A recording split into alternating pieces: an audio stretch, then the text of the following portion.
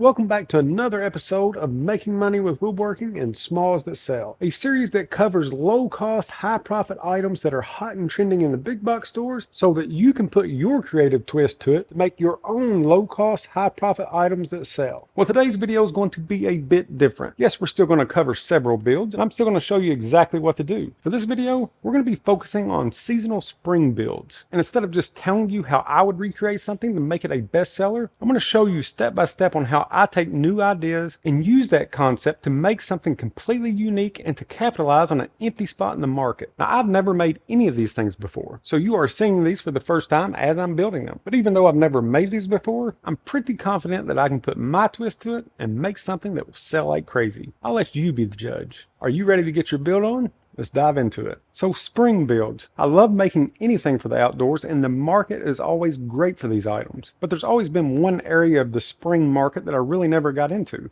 and that's creating seasonal items around holidays like Easter. Now don't get me wrong, I love Easter, but whenever you think about the Easter decor, what do you think of? My mind goes straight to bright colors, Easter eggs, and different colored grasses. I mean, everything about it's like a big psychedelic party. And honestly, that style is not my style. Yes, there's an absolute market for this. Just look down any aisle of any big box store. But the problem is that market is completely flooded. Pretty much anyone with a saw is making little rabbits with funky faces and all that stuff. So we know that the market is huge for this, but I think that I have identified a gap in that. And that's going to be the rustic seasonal decor.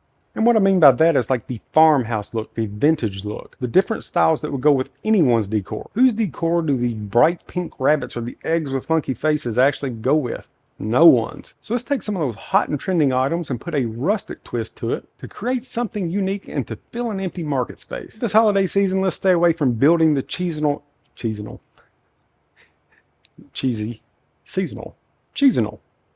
What? So this holiday season, let's stay away from building the cheesy seasonal items and let's create something unique. Let's go ahead and hop into this first one. All right, so like I said, I've never built any of these things before. I'm just going to take a concept that I like or an idea and see what we can come up with. This is essentially how I do all of my builds, and it's definitely paid off. So for this first one, we're going to take the concept of these leaner boards. I don't know if they're actually called leaner boards, but they lean against the wall and they're a board.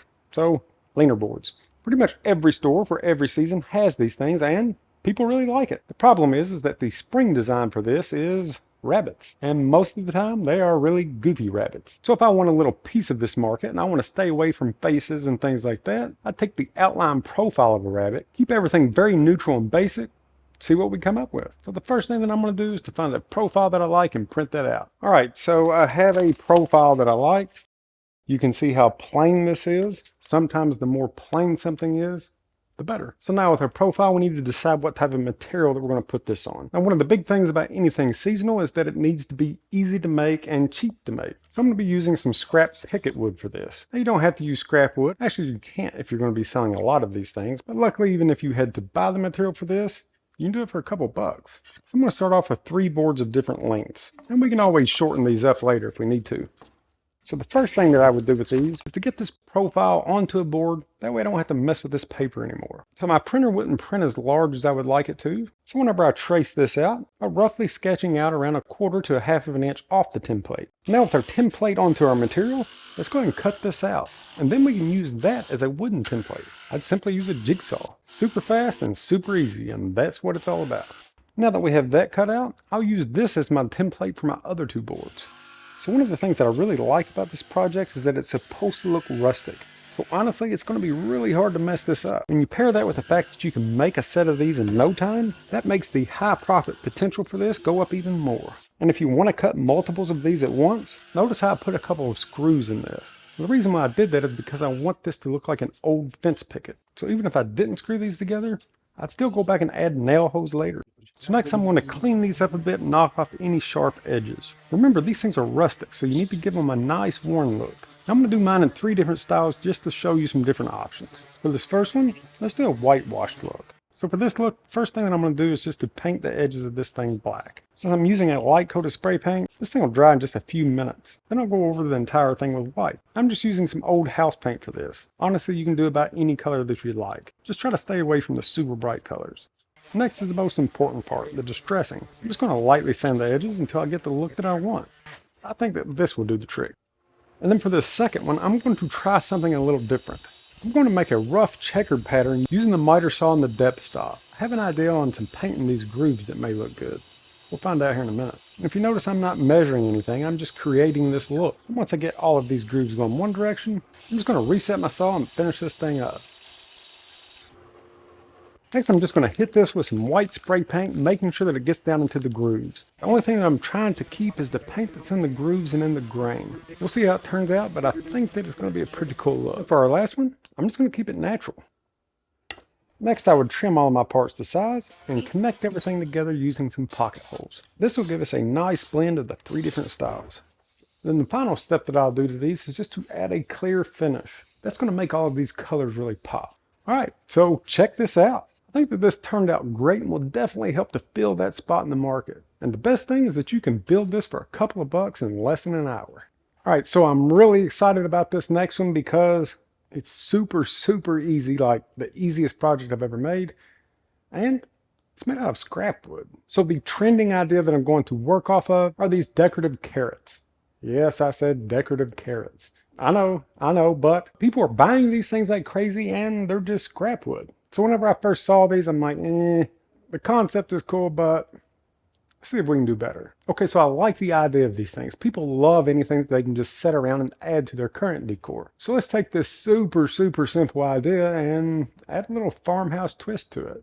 Let me show you what I'm talking about. Okay, so in order for this to work, I think that we're going to have to use some dimensional lumber. Now you can actually use a 2x8 or even a 2x4 for this and stain the material. But let me show you some of these offcuts. All right, so this is just some rough cut, thicker material that I've been working with. This is an offcut and it's scrap. I'm going to use this, and you can use any wood that you'd like, but let's focus on the natural color of the wood and the grain of the wood. Forget about all the crazy colors and let's hit on what we love the most about wood. It's beauty. So regardless of the material that you've decided to use, just find something that's around 1.5 inches thick, set your miter saw to 5 degrees, and just cut out a V-shaped carrot. Now keep in mind that you can make all different sizes out of a ton of different type of wood. But what I really think would set this off is scrap hardwoods. That's going to move this item from random season decor into a luxury decor category. And next, we're simply going to sand these things down, smooth over any edges, and get that awesome grain pop. And the one thing that I noticed while I was making these, if you have any material with cracks going through the surface, that makes these things look even better because it matches the wrinkles, or yes, they're wrinkles, the little lines that go through a carrot. I'm sure that they have a name. If you know what they are, drop it into the comments. But whatever they are, they look like a crack. And once you have these things sanded down to the shape that you want, we're simply going to drill a hole in the top for the stem, or the little green stuff that sticks out of the ground. I actually don't think that it's a stem. Well, anyway, you know what I mean. And before I add the stem or the green stuff to the top, I'm going to go ahead and hit these with a finish just to bring out the colors. Now again, you could easily make these out of pine. And if you wanted to put a whitewash over pine, I think that it would look great. But if you want something closer to this look, you could just use some stain at this point. Okay, so these things are looking awesome. Now for the green stuff that comes out the top, I just dipped into my wife's greenery tote to try to find something. Sorry, babe, don't kill me. I think either one of these will work. Maybe take these little flowers off. This is gonna look good. And I'm just gonna add a little CA glue to hold this stuff in. Add my wife's favorite greenery. And voila. Now tell me that doesn't look like a carrot. That is totally a carrot. It looks awesome. Check this little one out. Scrap wood. I can guarantee you that these things will sell. And they will sell good. Trust me. Maybe my wife won't kill me if I bring her home some carrots. Okay, so for this last one, I'm going to try to create something totally different. And the theme of this is going to be a rabbit. Okay, so there's one thing that I honestly can't stand, and that is the whole Easter bunny thing as a decoration. Now, I have nothing against rabbits. I think they're delicious. But a 6-foot-tall rabbit that lays eggs, yeah, that's not a decoration. So what can we make using a rabbit as a theme, but looks vintage and looks good? Let's go and find another template to trace. Now I've seen this vintage style rabbit on old signs and crates, things like that, and I actually really like it. So I'm going to try to make something out of it. For this project, I'm going to sketch it out onto some reclaimed heart pine. Now again, you do not have to use this type of material. You can use anything. You're just going for a vintage look. And I think one of the keys for this one is going to be the grain of the wood. So once I get this sketched out, I'll go ahead and cut this out with a jigsaw. Then I'll try to figure out what to do next. But I do know that the main thing that I want to do is make this thing look rustic. And honestly, I think that just a regular pine board would work, especially if you were to whitewash this or even a distressed black look. Now that I have my rabbit cut out, I'm going to go ahead and start shaping this with a sander. Now my objective here is not to make this look perfect. I'm going to leave some of the saw marks around the edges so that it actually looks like that it was hand cut. I mainly just want everything to have a rounded edge. Okay, so now that I have my little rabbit cleaned up, turned out pretty good, I think that I'm going to make a base for this using some scrap wood and then just stick a dowel in here. Then I may darken up the edges of this, give it a nice clean look in the middle and then kind of a darker outside. I think I like that. So what about the base? I want it to kind of look unique, so I've got an idea. Let's use a piece of the scrap wood that I showed you earlier. Maybe cut off one of these ends, leaving this old bark on there, and just have it up above that, kind of like a rabbit jumping over a log. One way to find out, try it out. But seriously, you can make a base out of anything. Of course, the more unique that you can get it, the better. So honestly, I like the idea of having the bark on this thing. It's going to contrast the rabbit. So if you don't have anything like this, maybe you can use a piece of firewood or you can just stain the base darker. I'll leave that part up to you. All right, so now that I have my little piece of wood here, I'm gonna go ahead and clean this up. And honestly, you're just wanting the weight. Just something that you can put this through and it holds the weight of this rabbit. I think it's gonna look good. Then once we have that cleaned up, I'm just gonna drill a hole in our base and the rabbit for our dowel rod. And now that I have my parts made, I'll go ahead and glue everything into place. And then to tie this rabbit outline into the base, I'm gonna lightly torch the edges.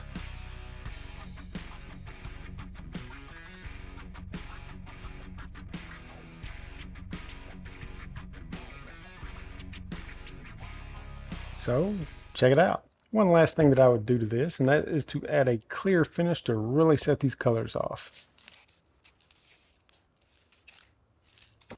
And now that looks good. I mean, just for something that we absolutely came up with out of nowhere. Now, I'm not saying that you need to make these to sell. I'm just trying to show you what I do to come up with different ideas. And this is it. So in this video, you've watched me create 3 new things from scratch. That's all that we did was come up with a topic, find some trending ideas, and make them better. And then for the last one, we just came up with that based on the material that we had. That type of creativity is what it takes to make money with woodworking. And so now it's your turn and you know exactly what to do. It's time to get up, get out, and get your build on. Till next time, we'll see you. Imagine taking a pile of wood and turning it into something amazing. Now, imagine doing that without years of frustration. You do not need a fancy workshop, expensive tools, or years of experience. With Woodworking Kickstart, you'll build confidence and real skills in no time. So you can spend years making mistakes and learning the hard way like I did, or you can start building with confidence today. So join me in Woodworking Kickstart and let's get your journey started.